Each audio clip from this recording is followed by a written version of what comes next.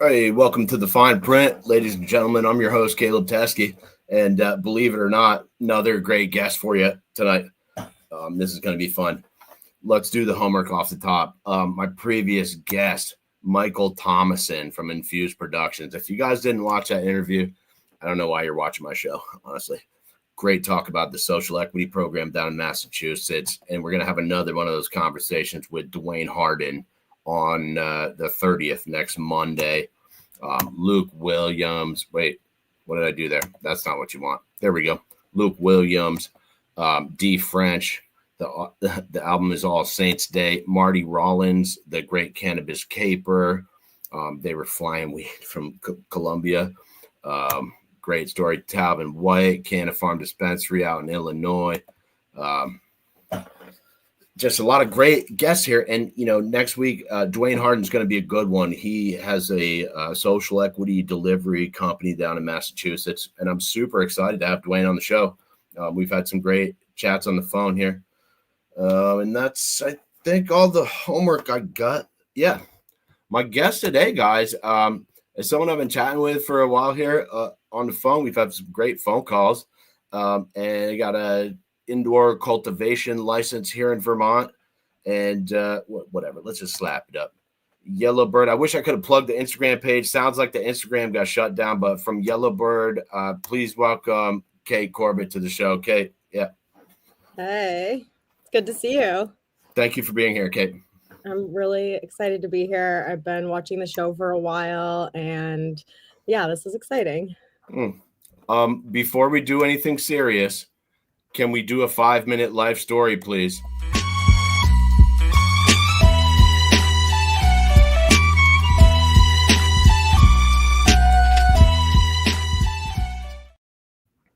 All right, so I am Kaitlyn Corbett. Mostly everybody calls me Kate. I was born and raised in Vermont. I grew up in Underhill, went to Mount Mansfield Union High School, had a really great, growing up in the 90s, early 2000s childhood in Vermont. I just don't think it gets much better. Public school was hard for me in the sense that I just didn't take it seriously. I just used it as a social interaction time. And then by the time I was in high school, I'm smoking pot and skipping class and just having a great time. And then boom, you hit the real world and, things get real. I had always been into horses and animals. So I decided to kind of take that route after high school. Worked at horse farms. And then when that didn't pay the bills, I started waitressing, did a couple customer service type jobs, kind of right up until now. We have a food truck, but before that, it was just odds and ends jobs and things that I like to do. And I didn't really have a direction. What kind of things do you like to do, Kate? So I like to go horseback riding. I like to spend time with animals. Obviously, plants are a big part of my life, house plants and cannabis plants. And then just hanging out with friends and kind of just doing whatever comes up. I like to try new things all the time. So let me ask you this. How did you decide to get into the cannabis industry here, Kate? Yeah, so I've always liked to smoke weed. I didn't really think anything about growing it for a long time. And then when I got together with my husband, he was already growing weed when I met him. And I would just kind of hang out with him in the grow. And eventually he started just asking me to, hand him things and started doing defoliating and all of the kind of behind the scenes cleaning and stuff like that. That's very important, but you don't need to necessarily have a lot of knowledge to do it. And that just became super enjoyable to me, therapeutic. I was always at a high pace job with tons of people. So kind of getting to hang with the plants. And it was a little bit of a secret garden too, because we were legacy market. So it was just something that very few people knew about.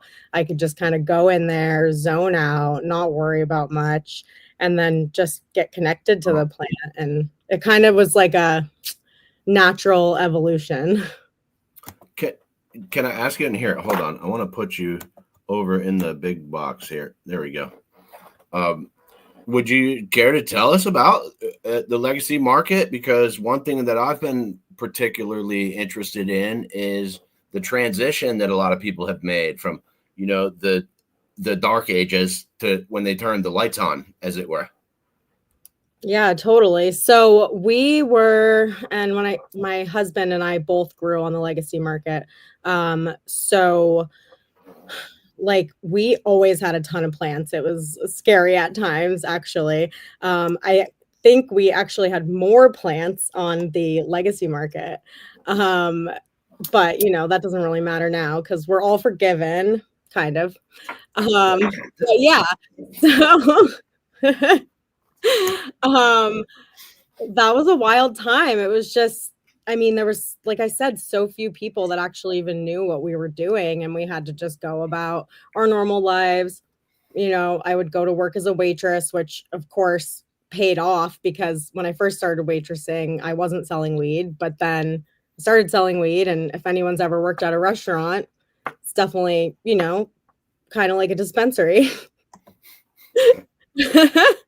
So like I said, for me, it all was just this natural thing. But the reason that my husband started growing was a different story. And this was a little bit before we got together. He had gotten into a skiing accident and became paralyzed from the waist down. And after that, of course, everything changed for him. He had to figure out, a new life. And luckily, when that happened, you could start to grow on your own for medical use. So he was able to legally grow, but it ended up being a lot more. Somebody's coming in my house. Hang on a second. Intruder alert. We got a comment. I'm gonna slap the comment up here. Cheryl Fishman, forgiveness implies you were doing something wrong. You weren't. You rock, Kate. That's Cheryl from Terrapin Gardens. Awesome. Hey, sorry, guys. I'm back. Don't apologize to me, Kate. You save the sorries for when you need them. Yeah. So thanks for the comment, Cheryl. I love you too. So, okay. Yeah. Where was I in the story? I'm not sure. We were talking about your husband's accident, which seemed like kind of the reason that you got into the industry to begin with. And I told you, like I said, one of my friends skied off a cliff and died a couple of years ago, which was, super sad to read about, and those things get dangerous in a hurry. Yeah. Yeah, no, for sure. So that was obviously a super unfortunate piece of this story. But, cannabis was able to help him so much. And at one point, when he started getting better at it and things started to kind of scale up, that's when it was like, okay, for him, now he's paralyzed, trying to navigate this new life. He had very physical jobs in the past. So it's like, well, how am I supposed to make money? Well, I'm growing pretty good weed and people want to buy it. And then, it just goes on from there. Indeed, it does. So, and I called you a couple hours ago about the next question I want to ask you. I'm going to let you discuss as much of that as you want. I don't know exactly how to frame the question, but it sounds like there was a little bit of a raid or something. And I'd love to hear about that a little bit, Kate. Yeah, totally. So this was actually something that happened to my husband, John, before I was together with him or living at the house where we have our grow. But, it's sketchy back then. If you get into disagreement with anybody, or I don't know, just rub somebody the wrong way or whatever it is, and they have this information about you that could potentially put you in jail, if you get tipped off that, somebody told on you and you might be like having the police knock at your door, you kind of have to make decisions quickly. So that did happen to him. Luckily, he was smart and was able to get everything out of the house before the cops actually did show up. But yeah, someone ratted him out, and they showed up later with the cops at the door. And of course, everything was moved out by then. So I don't recall if they had any type of warrant, but because everything was out of the house, they were like, come on in. And the person who ratted him out was like, okay, here's where all the cannabis is. And then opens up the door to one of the rooms, and it was just filled with a bunch of junk. Luckily, we had some just like stuff to fill the room with, just old lawn chairs, camping stuff, whatever it was. And then the fact that John had his medical license to grow, which it was expired, but there was some grow equipment, so it just added up. But he never got in trouble, and the person who ratted him out went on and on about, well, this is where the like chillers went, and this is where this was, and naming off a bunch of gross stuff. And somebody else that was there was like, oh geez, it really sounds like you know a lot about growing cannabis. And that was it. They left, and then a couple days later all the plants moved back in, and it was business as usual. And then that was kind of like, I don't know, a year or so before I kind of came into the picture and started helping. That story just cracks me up, Kate. Yeah, it's pretty funny. I mean, imagine though, because if it went the other way, I mean, it was a punishable amount of cannabis that was coming through. So I can't even imagine. There had been times just when I had been part of the grow and have those moments of like, oh my gosh, like what if, the cops show up, and what would you do? And what would you say? And so on and so forth. So, knowing that this is probably going to happen, I would just be beside myself. Cops are scary sometimes. Totally. And I had the cop come here one day. It was a sheriff, and he was just delivering some certified mail. And it was after I was legal and everything. And I saw him through the window, and I ran to the back of the house because I was like, oh no, I've been smoking. And then I'm like, oh wait, I can do that. So I opened the door with like, smoke basically like bellowing out. And then I'm like, oh, hey, yep, thank you. So it's funny to me, the whole thing. It's just like almost surreal still. Let me shamelessly slap your logo up throughout. Guys, it's Kate Corbett from Yellowbird here in Vermont. And I'm sorry that your Instagram page got shut down. That super sucks. I've seen that happen to a lot of people recently. Yeah, it definitely, when I was posting stuff that was, I kind of knew it would be a matter of time, but I also just am like, I don't want to be like censored anymore. I have a legal business. I'm doing everything right, and I want to be able to just do what I'm doing. And so I just kind of kept posting, and eventually it got taken. But I have heard of a bunch of people getting chances and being able to get it back, and they're just like, no. So I don't have an Instagram right now. I'm debating how quickly I'll start another one. That's a pain in the ass, Kate. I can tell you firsthand. Yeah. But you deserve it. No. Oh, excuse me. I'm just kidding. Okay, so you guys go, you had this legacy experience, you go into the legal market. Will you tell people like what that looks like, how you go about trying to start a business? I don't know if you guys hired a lawyer to help you. A lot of people have hired, Dave Silberman or Tim Fair, but I'm curious what that looked like when you made the decision to go in. Yeah, so we didn't hire a lawyer. Luckily, John is like very intelligent when it comes to just like self-learning things, and he went to college for business. And since we had already started a different business for some of the things, it was like, okay, well, we've already done this, and that wasn't hard.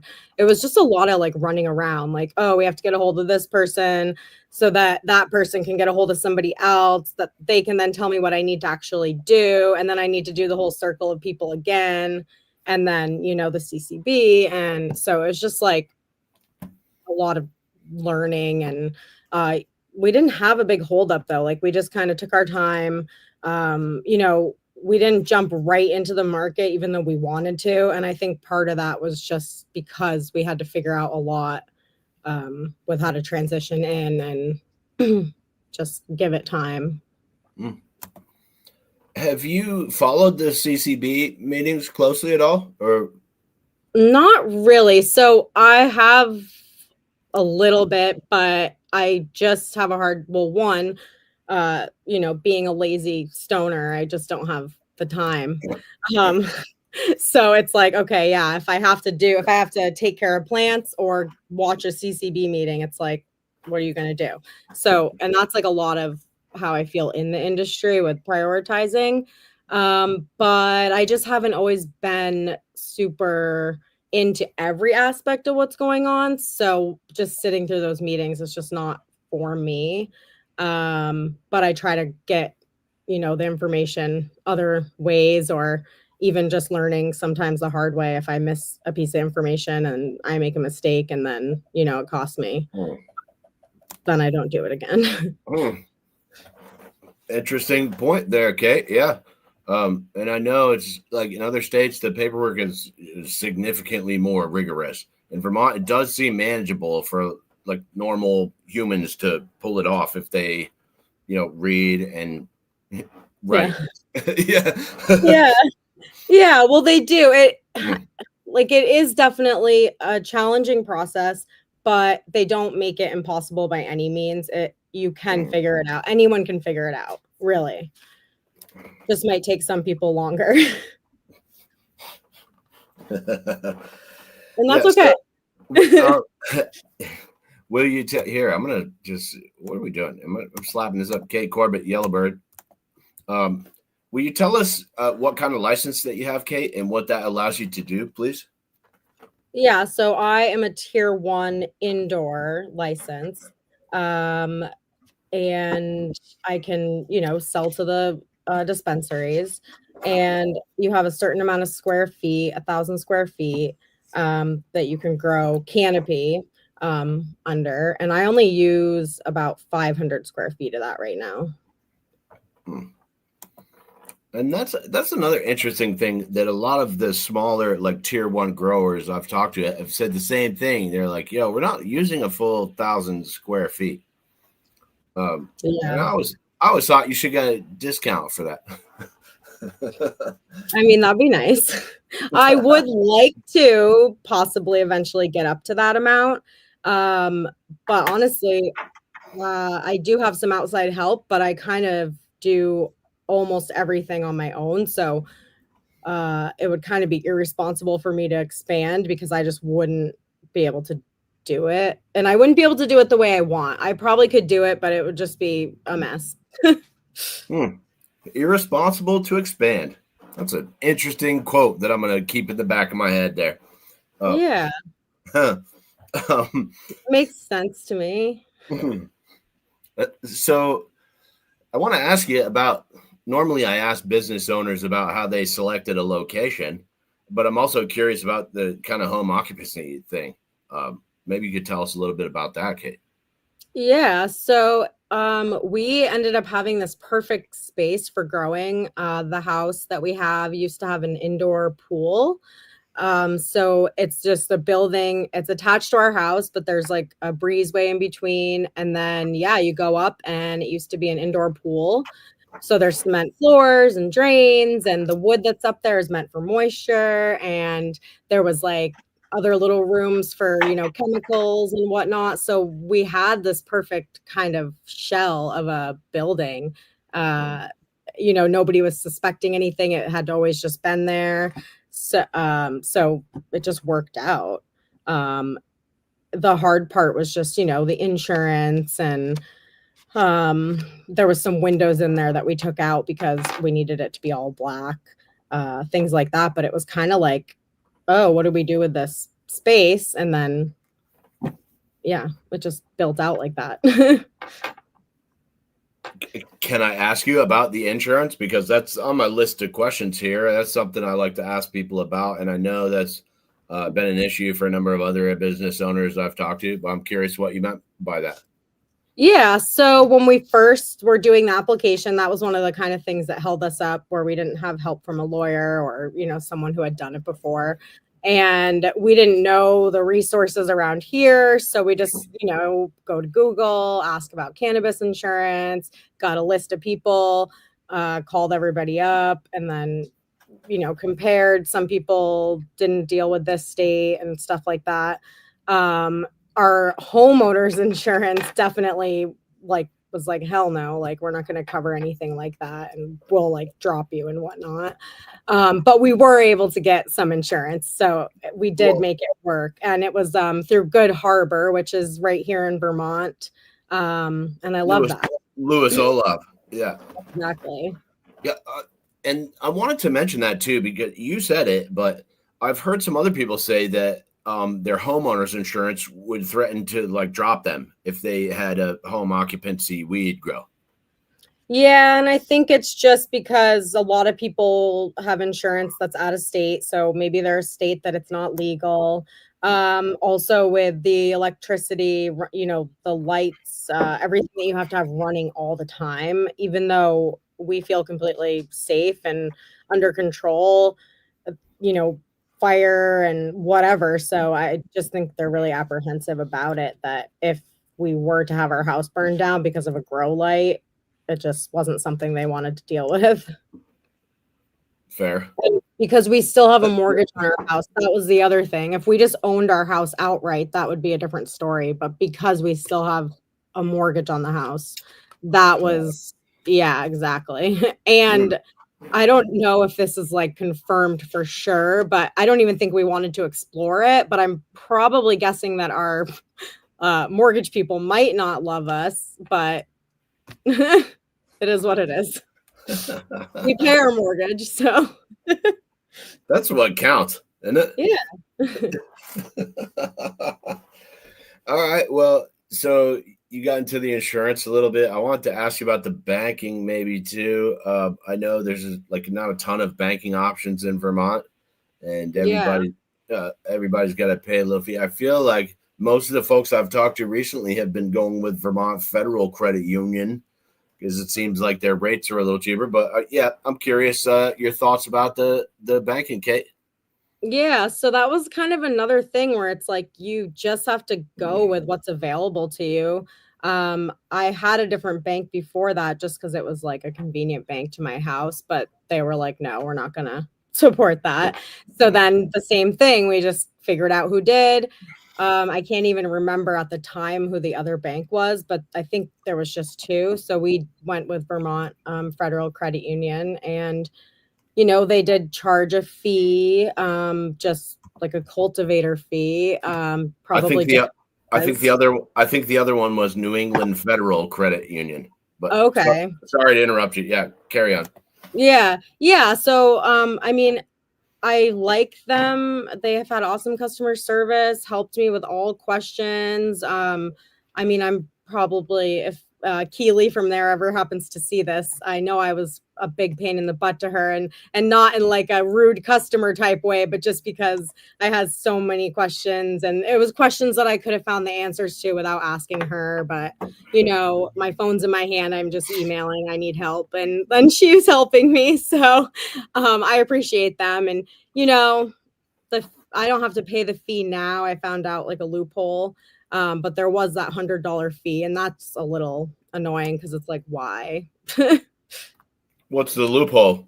So if you bank with them and you meet a certain set of requirements on a monthly basis, which is similar to, I feel like, a lot of the bank programs where you have to have a direct deposit, a savings account with X amount of dollars in it. I actually don't even know all the requirements. I had met them already without even like reading them or trying, because it's just like banking.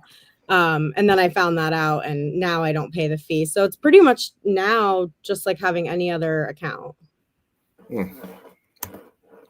That's nice. And you know what? I'm going to get Louis Olaf on the show too.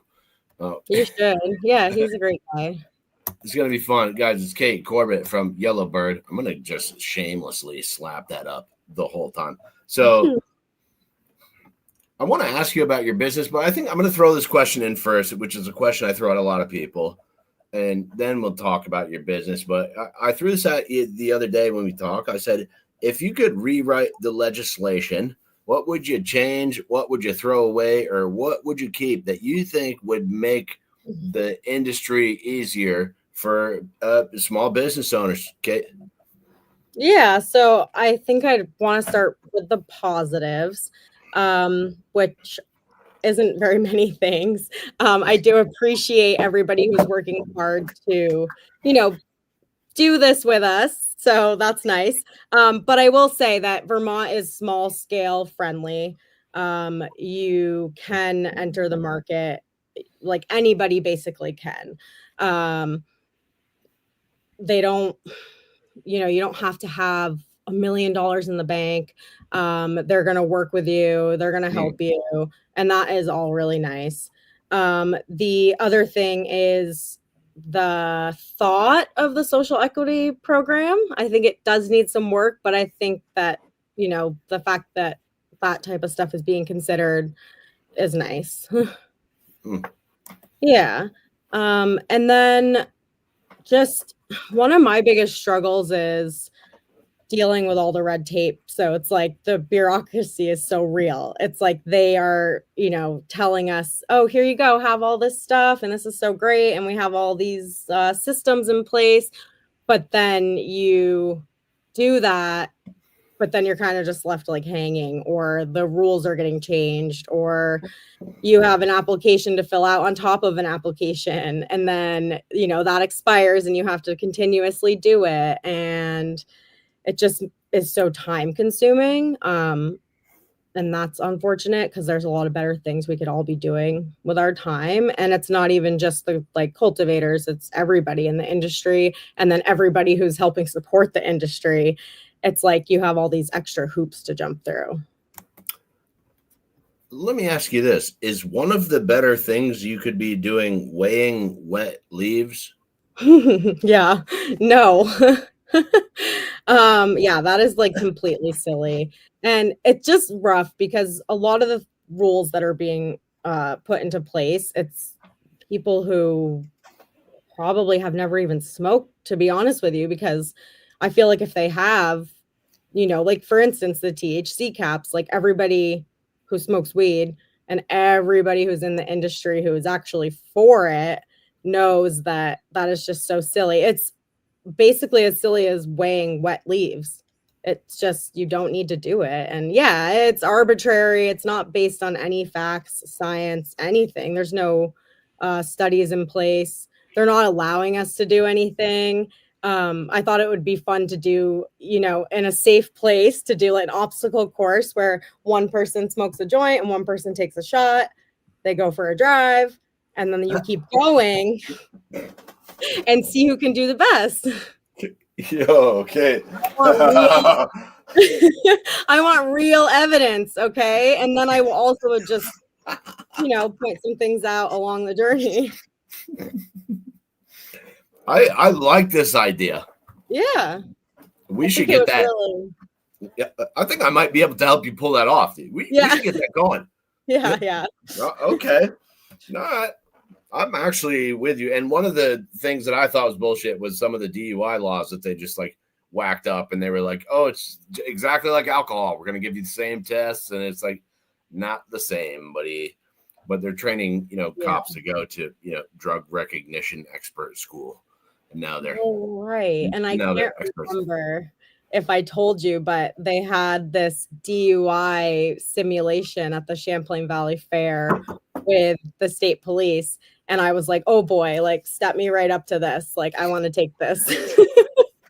And so I'm like, I want to take your weed DUI test. And they're like, okay, yeah. And they give me these goggles to put on. They're green color. So that's not what you see when you smoke weed. It's not what I see when I smoke weed. So they're green, and then they're all like blurry, actually more like when you're drunk and you're starting to like see like blurry.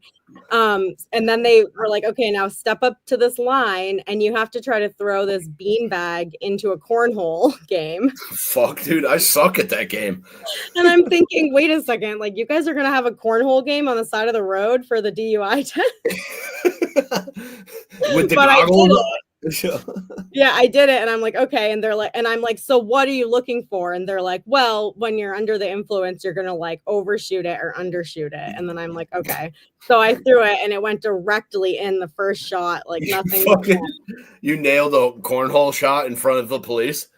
With not only the weed goggles on, but I was actually high. So I feel like I should have like gotten something special for that.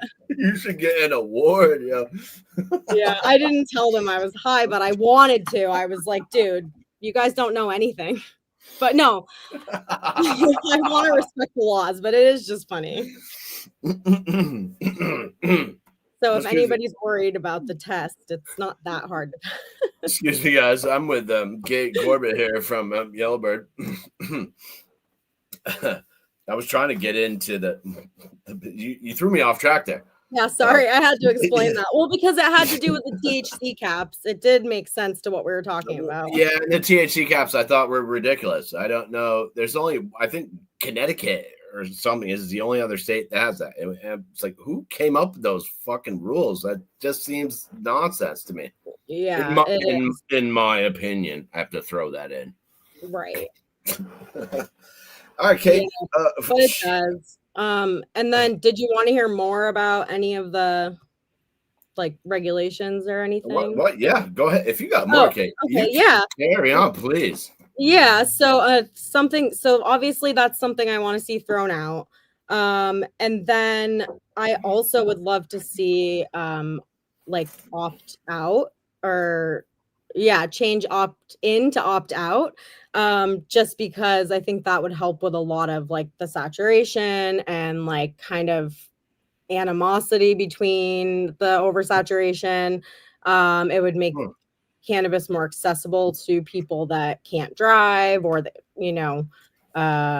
just don't want to drive far, or they want to go to just a place in their town, and then it will just spread everything out and then everybody will be happier, I think. And then also if we force towns to opt out, I think it will encourage a conversation around cannabis, and then like maybe some education will happen, and then some of the other things we want to see changed will seem less scary to the general public and people that don't smoke, who are maybe against it now, but when they learned some stuff, they wouldn't be.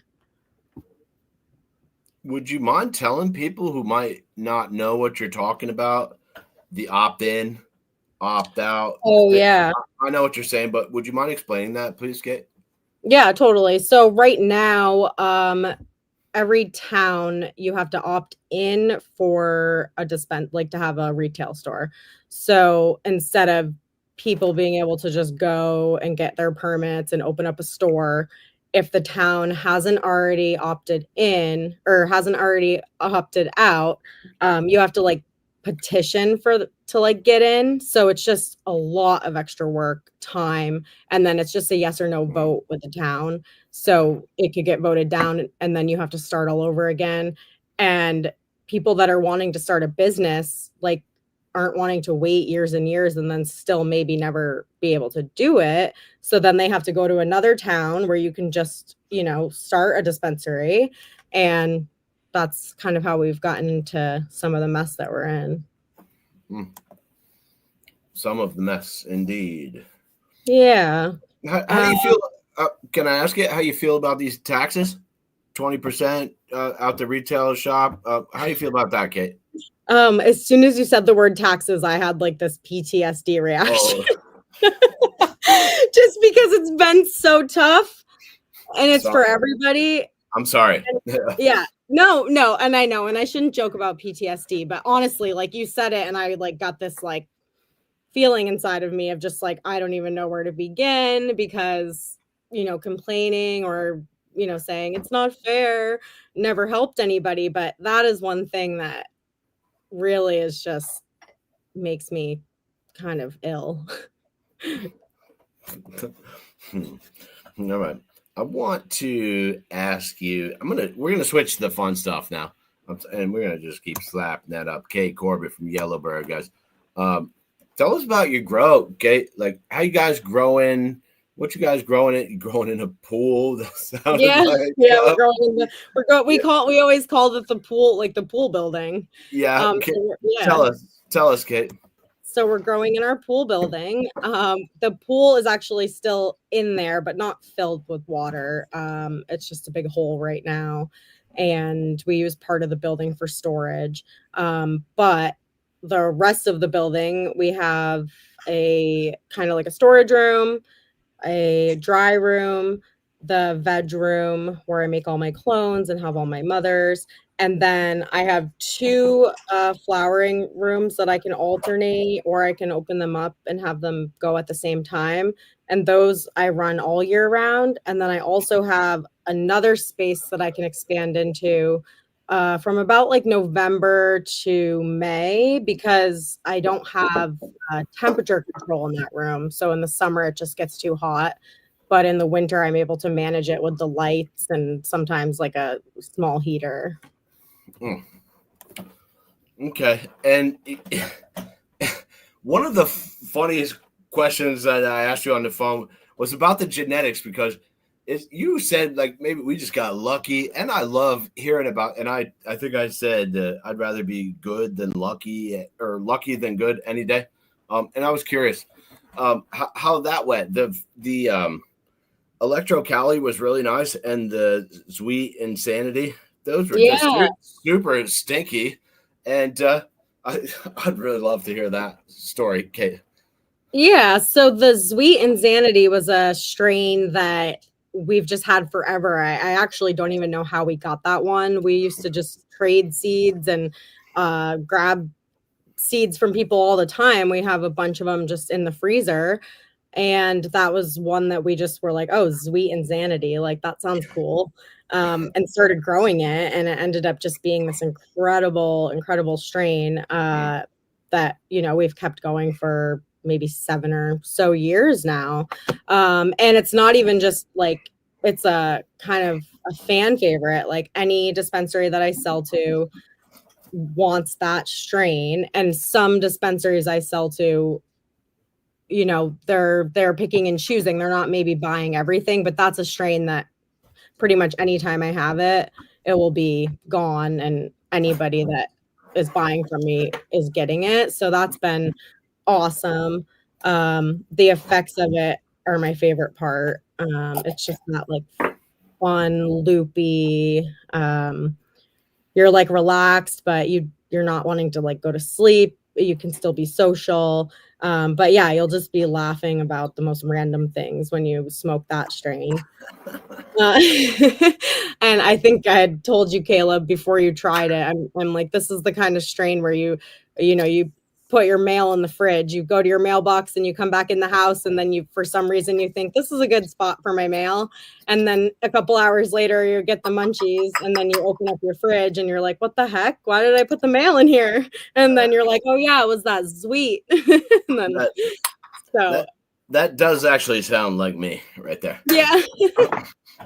So yeah, that's the Sweet Insanity story. And then the Electro Cali was just a fun breeding project that we did on a whim.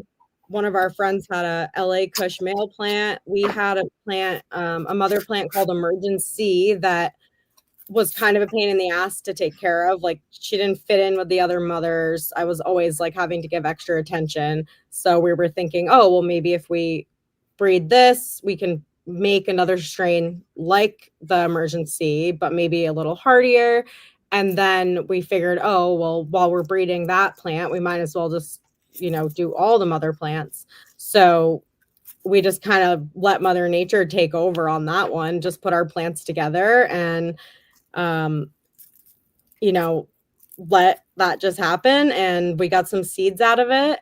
And then those were the first ones we decided to pop because we were kind of after that Emergency phenotype and terpene profile.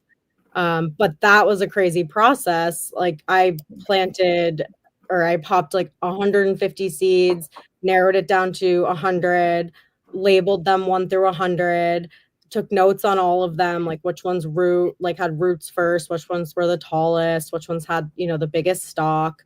Then had to take from there, we put them into our flowering room, and then I took 6 clones off of each of the 100, all labeled in clone trays, put them into flower, then had to sex them, which was just about half, got rid of all the males and all the male clones, except for the 2 strongest that I had just thought were the strongest based off of my notes and experience.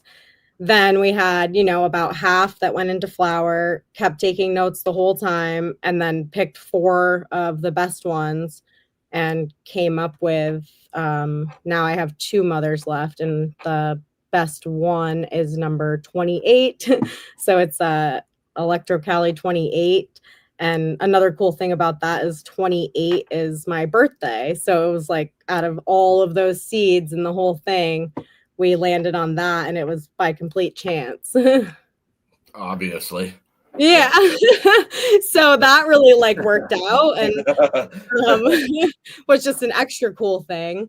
Yeah, so that's a really nice strain too. And some people don't like the orange profile as much as like the Sweet and Xanady one, which is more of like a sweet, like gas kind of smell.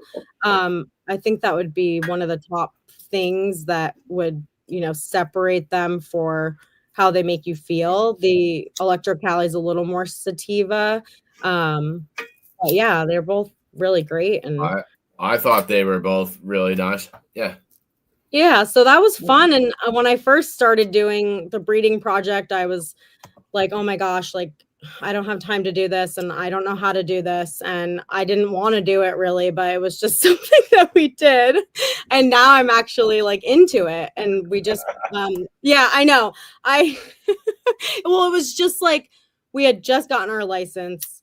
I was so like, I don't know. I was not prepared to be in this market. I got like basically like, it was like, whoa, I feel like I just got put into a tornado and then like spit back out. How so? When you say you were not prepared to be in this market, would you expand on that a little bit and tell us like why you feel that way, Kate? Yeah, well, you never know what to expect, right? And when it's probably sometimes a good thing. But when I first got in, the very first 2 strains that I offered to the market were the Emergency and the Sweet and Xanady. My first test right out the gate was like 27 and like 28%, decent terps. And it was kind of end of summer, beginning of fall when I started to sell. So with those strains, with those test results and the time of year, my stuff like flew out the door, right? And I'm sitting there going, yay, this is fun. This is easy. Yeah. So that's what I mean. And then the dark, cold winter came. And yeah, I was sad because I spent money on concert tickets thinking I'm going to be rich. And yeah, that didn't happen, but it's still been really fun and I've learned a lot. But I was like, oh my gosh, like, am I going to make it? What do I do from here? You just don't know. So there was a little bit of a scary time where it was like, okay, you need to not get ahead of yourself. I think a lot of people got ahead of themselves in this industry, Kate, if I'm being perfectly frank, would you? Yeah, and I mean, it's just a lot easier to sell weed, like, on the legacy market than it is on the legal market. That's still where I buy all my weed, Kate. Yeah, and I mean, I don't blame you, especially if you have a good hookup and it's, I do. Yeah, I do. Yeah.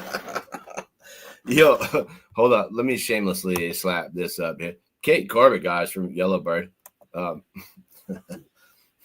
So I want to dial this down to just talk about your business at the end here and what you guys are doing. Maybe what kind of products you guys are making. where people could find them, Yeah. and things like that. Okay. Yeah. Yeah, so right now I am offering flour either in jars or by bulk that you can get from the dispensary. And I have a lot of different pre-rolls.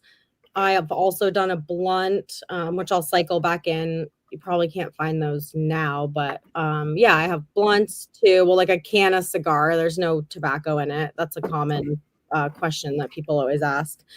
Um, I would like to kind of do something with the like cartridges. I was thinking of maybe putting one out with Gaston, just because they're pros and I can hand my stuff off to them and that's it.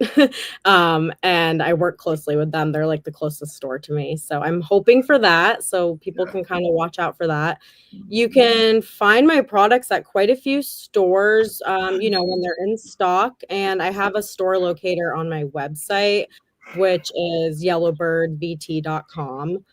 And I'm always up for just like chatting with people too. There's a form on there where you can contact me or you can email me. My email's on there. So if people have questions, if they want to see if something's in stock or suggestions, or even if somebody happens to have an issue or, suggestions, I'm open to it all.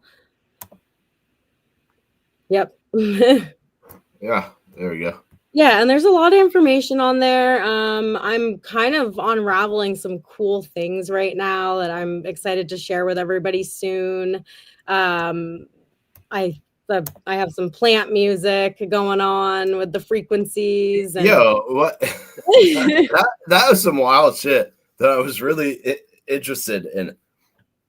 Yeah, and I'm going to be doing that at a vendor night. Well, 2 coming up, and you can find that information on my website too. But it's a cool little device called a plant wave, and you can hook it up to your plant, and it plays music to the frequency of the plants. And I don't want to give away all my secrets, but I'm also doing something else that's really cool with that I'll be announcing soon. I have a chakra terpene quiz that you can take. There's going to be posters at the dispensaries that I'm in. You can scan a QR code, take a little fun quiz, and then it will direct you, on which type of strains to get depending on the terpenes and the effects. And so I'm trying to get together this like sensory vendor night where you kind of just listen to your intuition and kind of smoke more with intention of what your body is like telling you. Shameless lap. Kate Corbett, Yellowbird. I got another question that I'd really like to know about. You were doing this grateful to grow together thing before your social media got shut down. I'd really love if you would tell us about that, please, Kate. Yeah, so I actually think that's why it stung so bad when my social media got yanked from me, because that's when I was just starting to have a lot of fun.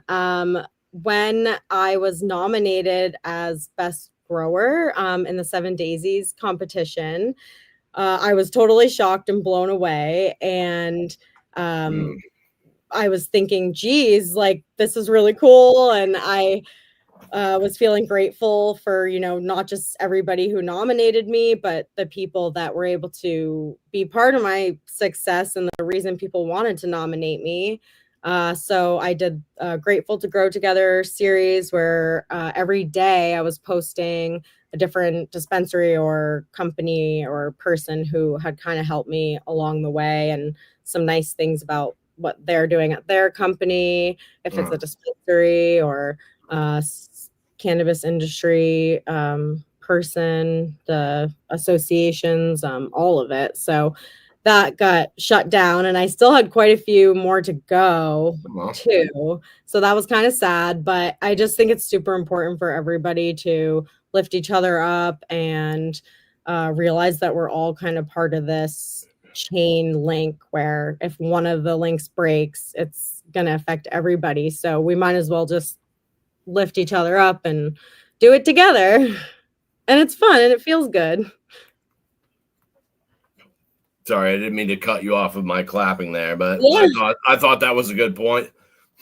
Yeah, no, I'm glad you liked it. And it just, like that makes it that much like more silly that my account got taken. I'm just saying nice things about companies. That was like really the kicker. I'm like, wow, that's what's gonna get me off of here. But it is what it is. We'll just keep going. Can I ask you, Kate? Vermont has some very unique packaging laws. I don't know if that's affected your company at all, but the packaging rules I thought were super interesting to look at. I don't know. That's all I have to say about that. I wonder if you have anything to say. My biggest hurdle with that was actually the product registration process. I am super thankful to Dusty over at Vermont Heady Labels and Modern Day Cannabis, because through all of the packaging struggles and questions and whatever you need to know about packaging, I basically just rely on him to handle that part for me. That's one of the biggest pieces that I outsource, is my pre-rolls and the packaging for those. And between Canna Planners, who helped me with my brand, and Dusty, I haven't had to do so much worrying. It's just the learning of the product registration and then waiting and then getting it back and saying, oh, you forgot to like cross one of your T's, you got to send it back, and then you have to wait 2 more weeks. And not actually that strict, but you get what I'm saying. Like it was, or I had it right the first time, but then they changed a rule, and of course I didn't check the rule every single day to see if it changed. And so that was a struggle at first. How many T's are in Yellowbird with Kate Corbett? A couple of T's in Kate Corbett. But, yeah. No, but it was silly things like, I don't even know, like just something like, even sometimes they sent it back and what they were telling me was wrong. I would be like, no way, and go on and I'd look at the rules, and then I'd be like, that's not even wrong, and then I'd have to like circle the rule, circle what they said was wrong, prove that it was right. So, and it's caused some delays. It's on this legal market, like time is of the essence. So the longer you're waiting for your products to be registered, or for whatever's waiting on somebody to do something or made a mistake, or it can impact you in a big way. Can I ask you, Kate Corbett from Yellowbird, about the testing? How has that been for you? Yeah, I mean, the testing's been okay. A lot of it to me feels okay. It's hard to say this because I put a lot of effort into my growing. I'm proud of the products that I have. And I think that they should test well. But I also am like, okay, this has got to sometimes just be luck of the like sample that you bring in, right? It could be bad, it could be good. Like, yeah, you can look at your, trichomes and think that they're perfect. And I've had weed that I thought, oh my God, like I'm gonna have to, I don't know what I'm gonna do with this. Like it doesn't seem right, or maybe I burnt it when my second harvest. I forgot to pull my lights up and it was like burnt, but I wasn't paying attention to that. And I thought it was a nutrient thing. Like I was just like, oh my gosh, this is rough. But then I got it tested and the terpenes were like through the roof. And it's just like, okay, I know that, stress to the plant can help with terpene production, but I didn't know like burning the crap out of it was going to give me this, Yo, are you admitting, Kate, that sometimes growers make mistakes? Oh my gosh, I am like a Google grower. I have to like every so often be like, oh my gosh, like I don't know what to do with this, or and then get on Google and be like, this is what I see, or this is what's happening, like, and then just troubleshoot from there. And it's the growing is less of a challenge than figuring all the rest of the stuff out. But yeah, like we make mistakes all the time and it's easy to, and there's a lot of plants will start to change color, but there could be many different reasons for that. So unless you know the exact reason, sometimes you're treating a plant the wrong way, which can then essentially make it worse. Can I ask you? You just said the growing is less challenging than everything else. Yeah. What did you mean by that, Kate? I'd love if you would expand on that for a minute. Well, so the growing, a lot of people, especially on the legacy market, it's just something that you've been doing. You do it because you love it. You do it because it's fun. You do it because you like to smoke, whatever. And, a lot of us on the legacy market, we had other jobs that were generating income as well. So it wasn't quite as like pressure of like, okay, wow, if something does go wrong and all these plants end up either just not being that great or some dying or just anything, there's so many variables, then you have that stress of then I have to deal with dispensaries letting down consumers, having to deal with the CCB and follow all of their stuff, and so it just adds so many pieces. I mean, I spend so much time emailing. I never thought I would ever spend so much time emailing people. And then, half the emails you don't even hear back, and which is fine. People are busy, but then you're like, okay, I just spent all that time doing that for no reason. You kind of have to just take every day and then have that day be the only thing you are doing. One day at a time. Are we Yeah, doing? We're doing exactly. an AA meeting right now. Yeah. Well, no, and it's true, and you have to learn as you go, like, and you can't take it so seriously all the time. Like, you just, I mean, everything's moving so fast. You just have to just go with it. It does seem like you really need someone like on staff to just keep up with the rule changes. Everything is moving fast, and it's moving fast for me. And I don't even own a business. And then I look at people who actually own businesses. I'm like, it's moving fast for me. So for people like you, it must be moving even faster, I would guess. Yeah, I mean, sometimes I feel like someone's literally grabbing my shoulders and pushing me through the week, and my heels are in the ground saying, wait, this is too fast. And then, it's just that constantly, my friends are like, when can you do something? And I keep saying, I think next week's going to definitely slow down for me. So I think next week. Does next week ever slow down for you? No. So now I just tell them if they want to see me, they have to come to a vendor night. Yeah.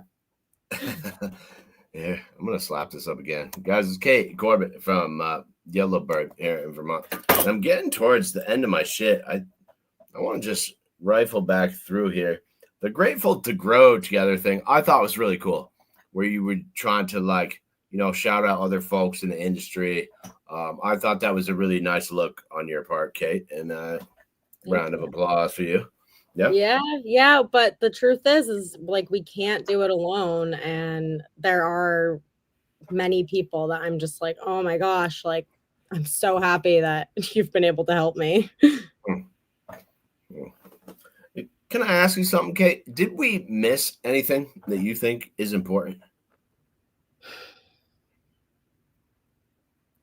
I don't know. I would only say for people to be getting involved, asking the right questions, and